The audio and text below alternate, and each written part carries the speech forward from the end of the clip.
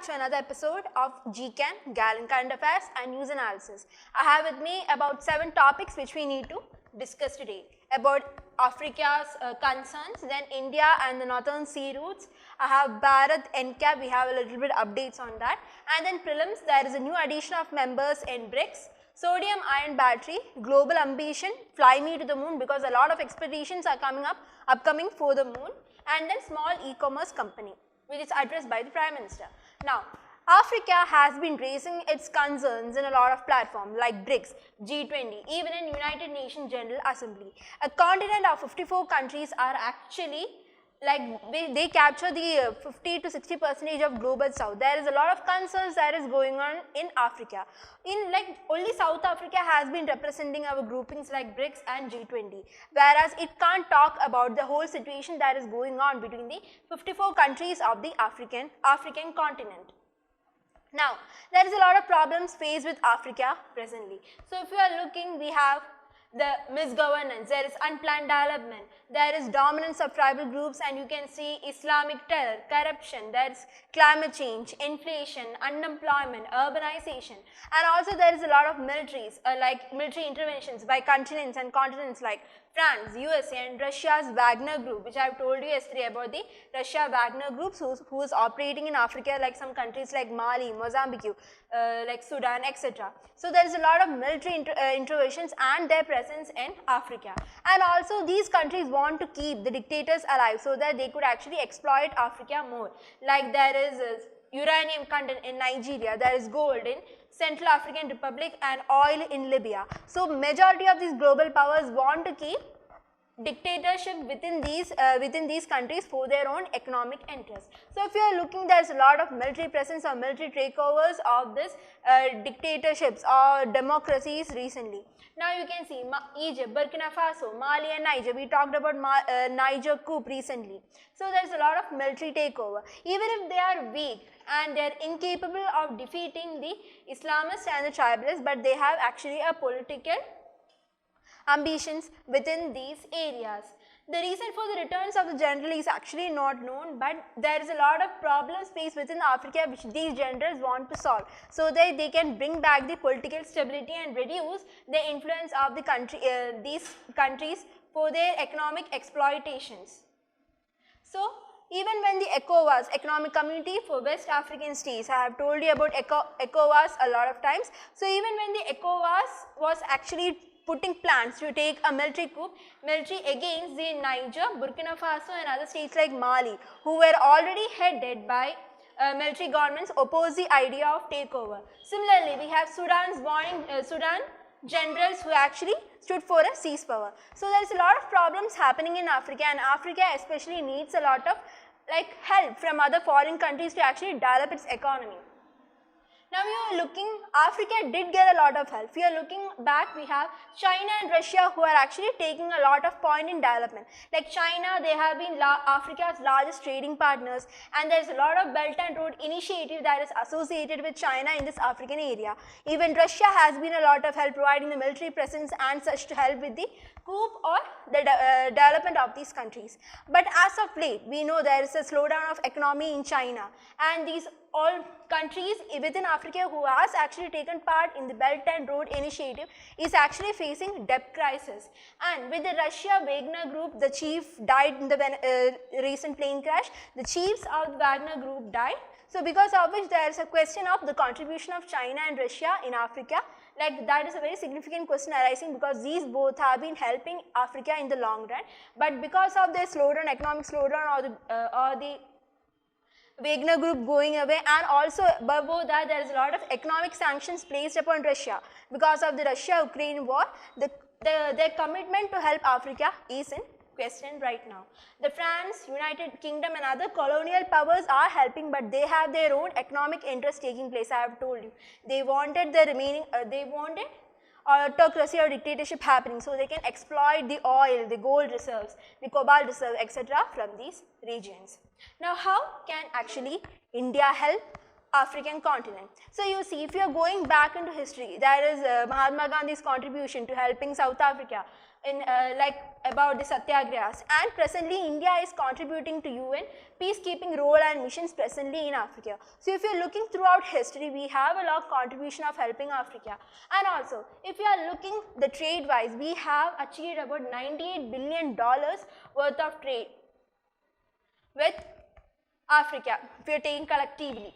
$98 billion worth of trade, and India is the 5th largest investor in the case of Africa. 5th largest investor. We have actually invested in about 197 projects. We are also developing the education sector, the employment sector, the healthcare, telecom and IT, agriculture sectors in Africa. We have also provided 42,000 scholarships since 2015 to the African students, and we have also given a loan worth about $13 billion, 12 to $13 billion in consist to Africa as well. So you see, historically, economically, even in every sector, India has been a helping aid to Africa, but we haven't reached till the development of China or Russia. So this is a pathway where India can actually help Africa overcome its turmoil. So India is actually placed in a very big, India has a very big comprehensive profile in Africa. So with the ongoing leadership in G20 and such, India could actually push other countries to help the Africa as well and come out of their turmoil. So that is what the article, the whole article has been mentioning about. So let's move on to our next topic. We have the India and Northern Sea Route. So you see here, this is the northern area. We have the Arctic Circle here, and especially we are talking about this Murmansk port. Now this port is known as the capital of the northern sea routes.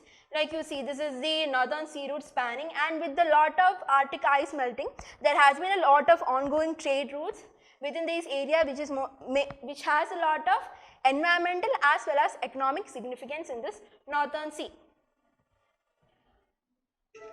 So if you see here, as I have told you, there's Murmansk port. This is actually called as the capital of the Arctic region, and this is the beginning point of the northern sea route. Recently, in the last 7 to 8 months, India has actually got a lot of profit. India actually saw a 35% of 8 million tons of cargo handled in the Murmansk port, which is, this port is actually 2000 kilometers northwest to that of Moscow region. So why is this Arctic region a lot of significant to India? As you see, a lot of either ice melting, there is opening up of lot of sea routes, and also this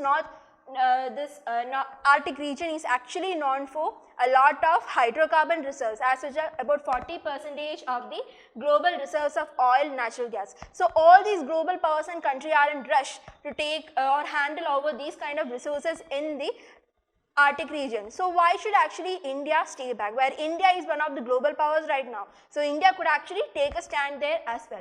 So as per India's Arctic policy of 2022, they are taking a more economic approach as based by guided by the UN Sustainable Development Goals. So India is taking more sustainable point of economic approach to this Arctic region. So you have to remember, in this Arctic region, there are key factors. You know, there is opening up of trade routes, as well as there is a lot of reserves like hydrocarbons, oil, natural gas reserves that the other countries could exploit, and it would actually, and another thing is, with the opening up of these sea routes, the trade could take place now about like a 50% easier or smaller route compared to the traditional route can also be achieved via this northern sea route. So we will be now discussing more about this northern sea route.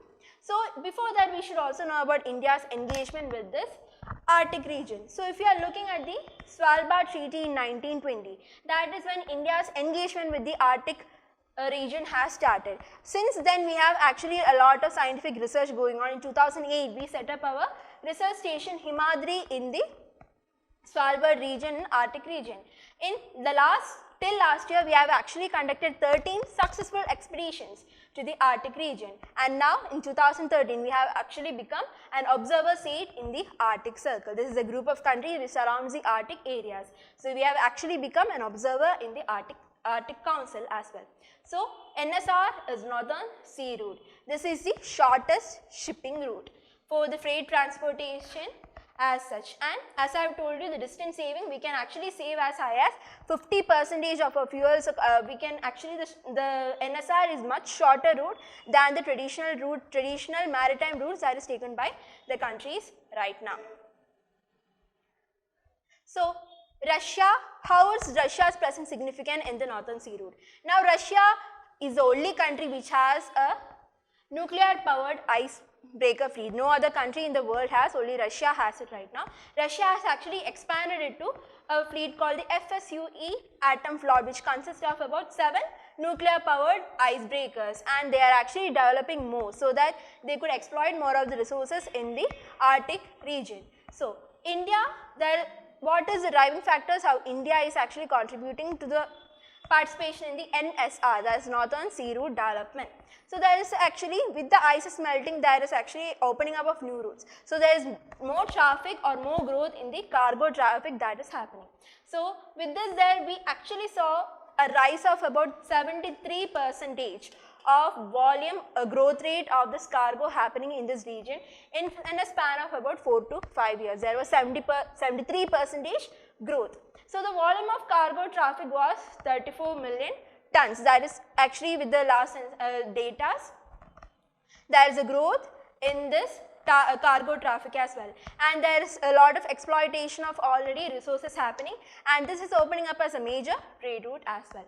So in this context there is an important thing which you need to know, that is the China-Vladivostok Maritime Corridor. Now you see, from this is St. Petersburg, this is Mumbai. So this is the traditional route which I have been taking from the Arctic Circle to the Northern Sea, which is connecting the Mediterranean Sea, coming to the Suez Canal, to the Arabian Sea, and then to Mumbai. So this Chennai-Vladivostok Maritime Corridor, which you see here, this is the Vladivostok. We are coming through the Sea of Japan, entering South China Sea. We are going via the Malacca Strait and reaching Chennai, which is actually a much smaller route compared to that of this traditional route we have been taking.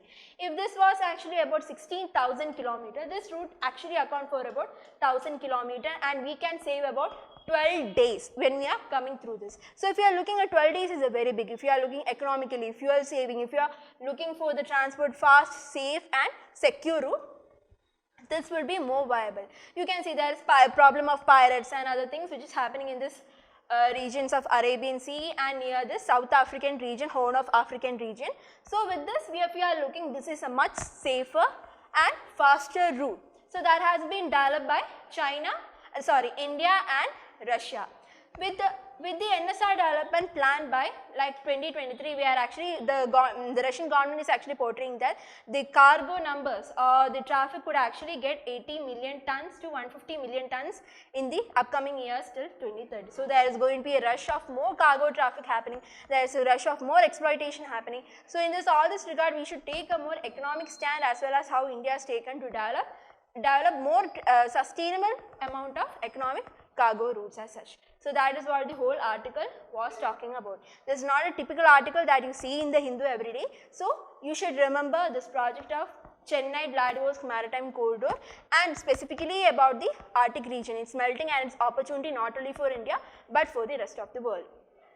Now, we have the Bharat NCAP. So if you are looking at the amount of road accidents, we can actually find annually about 1.5 lakh of fatalities of road accidents every year. India just accounts for 1% of the vehicles if you are comparing the entire world. But we have the highest, account for 10% of deaths due to road accidents as well. India only has 1% of vehicles, but we account for about 10% of road accidents and deaths in the world. So according to the World Bank study, the road crashes are estimated to cost the Indian economy between 5 to 7% of their GDP an year. So this is some statistics. If you are actually getting a question about road accidents, you can portray these data as compared to a Bharat NCAP. So coming on to Bharat NCAP, there is a crash testing. What they are telling is about a pollution testing of vehicles in a controlled environment. So this is actually to ensure how much safety the car will give to the people inside the vehicle when there is a collision or crash. This is actually, these new norms are taken under the Bharat New Car Assessment Program or Bharat NCAP. Now this is modeled on the lines of global NCAP, and this is actually helped India by this project is in India in collaboration with Towards Zero Foundation, that is a UK based charity. They actually promote the universal adaptation of United Nations motor vehicle safety standards worldwide. So this Bharat NCAP is modeled towards with global NCAP, and the Towards Zero Foundation is a UK-based charity foundation which actually is helping India to achieve more water vehicle safety in lines with United Nations standard worldwide. So this is actually a very voluntary program where the car manufacturers can actually approach the Bharat NCAP to test their vehicles, and they will give a rating between 1 to 5 stars. 5 star means very good. The car is very safe and convenient and can be used by the passengers. If it's 0, 1 star, it's very poor and the chances of the car getting into accidents and the damage is very big. Now, this will be applicable to passenger vehicles consisting of less than 8 seats including the driver's vehicle and has a weight not exceeding about 3500 kg. So, this is some of the standard. Remember, it's less than 8-seater and there is a rating of 5 star assigned to the vehicle. Now, this assigning of 1 to 5 star is based upon 3 criteria about adult occupation protection, child occupation protection and the safety assistant features and technologies that is present in the car. So, if you see here, there is 3 types of testing done here. We have the frontal collision test where you can actually see there is a lot of frontal collision between 2 cars. So, that is a frontal collision test that is done. It is done with a speed of about 64 kilometers. It is actually a global standard of testing. Both the cars will come at 64 kilometers per hour and will check their collision. And then sidal collision is also checked with a speed of about 50,000. About how much collision, if the car is going this way, there is a side collision. But in India, there is actually a lot of cases coming with a collision with a side pole collision as well. This is not present in the international sphere or the global sphere. Now, the problem with this pole, the cars roaming into poles is actually seen a lot of cases in India. So, the side pole collision testing is also done at a speed of 29 kilometers per hour. Now, this test side pole is actually done for any car which is already awarded 3 stars or more. So, for them this side pole collision test is also shown. The side pole impact, then there is a door opening impact test, frontal impact test and side impact test. That is what this test is made under the Bharat NCAP. Now, the car makers will be actually encouraged to offer their model testing as per the Automotive Industry Standards AIS 197. This is standard that these car makers have to maintain. The three tests, as I have told you, is a frontal impact test, side impact test and side pole impact test. For a 3 stars or higher rating, the car must also have electrical stability and a front seat belt reminder. If you have actually seen in the bigger cars with electronic stability and all, you will get a reminder if you are not wearing seat belts if you are sitting in the front. They will keep on beeping till you actually put the seat belt. So, these kind of facilities should be there in a car which has 3 star or higher ratings. Also, if you are interested, you can actually volunteer and call the Bharat NCAP. The representatives of Bharat NCAP will come to your manufacturing facility, take some samples and random. They will take this back to this Bharat NCAP facility and test. The test results will be actually given upon their site. Up till now, about 50 tests has been registered or given in their site, out of which in 2018, Tata became the first organization or manufacturing facility to get a 5-star rating. And also, as per the Stockholm Declaration, India is committed to reduce the number of road traffic and the death and injuries by 50% by 2030. So, India has also to do the commitments of the Stockholm Declaration and reduce the death and car accidents and injuries by about 50% by 2030. Now, this will be a more safer model. It will improve the quality of the cars, reduce the number of death that is happening in India. And also, with this market, there will be rising of 4-star and 5-star vehicles in the market, which would actually reduce the number of 0-star models that are available in the market presently. So, there is a boost towards reducing the car accidents presently.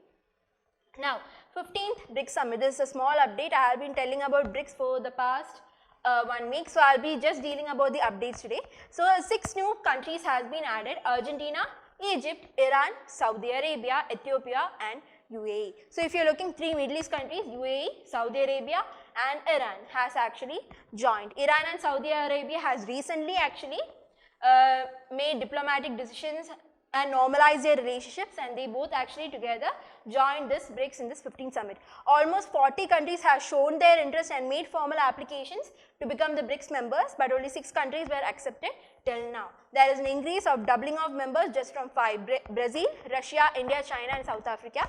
From just 5 members, it has gone till 11 members. You should say these names even in your sleep. It's very important that you remember the 6 countries. The Iran, Saudi Arabia, UAE, also Argentina, Egypt and Ethiopia are the 6 new members of BRICS. Now, moving on, we have another topic, sodium-ion batteries. Now, a new startup company has come in Coimbatore, which is actually partnered with a Singapore company named as Sodion Energy. They are actually planning to make a lot more of sodium-ion batteries that can actually replace the lithium-ion batteries which are presently in the electronic vehicles and models as such. These sodium-ion batteries are developed by Sodion and will be made in a battery packets here. So about we can actually make at most almost 100 packs a day. That kind of manufacturing facilities they are actually looking for. The important thing here which we need to know is the difference between sodium ion battery and lithium ion battery. See, if you are looking, comparing the sodium and lithium, sodium is more available, like it's 500 times more abundant than that of lithium, which makes it more sodium more cheaper than that of lithium. We have to actually pay a huge price, like 7-fold since 2021, as there is an increased requirement for lithium, especially for the electronic vehicles manufacturing and such. Also, sodium is more environmental friendly and it's not that risky. If you are comparing lithium, it's less environment friendly and could actually catch fire if you are not storing in like a minimum charge. If you are not storing it correctly, it would actually catch fire easily, whereas the sodium is more environment friendly, is more cheaper and more safer as compared to lithium. A sodium ion battery uses aluminium, whereas the lithium ion battery uses copper.